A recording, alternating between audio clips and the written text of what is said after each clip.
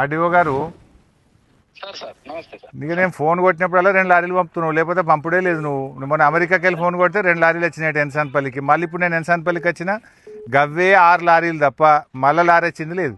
అంటే సార్ మనము వీళ్ళకు ఏఎంసీ గోడౌన్ అలాట్ చేసినాం కాబట్టి దగ్గర ఉందని మాక్సిమం ట్రాక్టర్స్ మొబిలైజ్ చేయిస్తున్నాం సార్. ఏడ ట్రాక్టర్ పోయి ఈడ ఎన్సాన్పల్లిలో ఇంతవరకు ట్రాక్టర్ పెట్టింది లేదు, లారీ వచ్చింది లేదు. లేదు సార్ ఇన్సాన్పల్లి మొన్న ట్రాక్టర్లు మరి పెట్టి మిగతా ట్రాక్టర్లు పెట్టించి మరి గుంజు ధనాధను వాన పడేటట్టుంది. ఆ లారీ ఆ ట్రాక్టర్లు కూడా కిరాయి ఇయ్యింది. కిరాయి ఇస్తున్నాం సార్, వాళ్ళకు కూడా ఇస్తున్నాం. ఆ ట్రాక్టర్లు కూడా దించుకుంటలేరట, 2 రోజులు ఆపుతున్నారట. లేదు సార్ మొన్నటి తొందరనే అన్లోడ్ చేయించినాం సార్. వీళ్ళు ఇవాళ కూడా అన్లోడ్ చేయిస్తాం. 2 రోజులు పట్టిందట. సాయంత్రం పోతే రేపు పొద్దున వచ్చింది.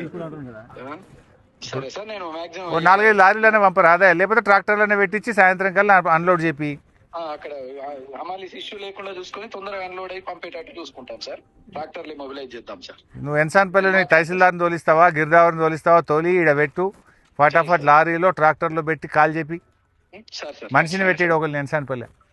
Sir sir okay sir.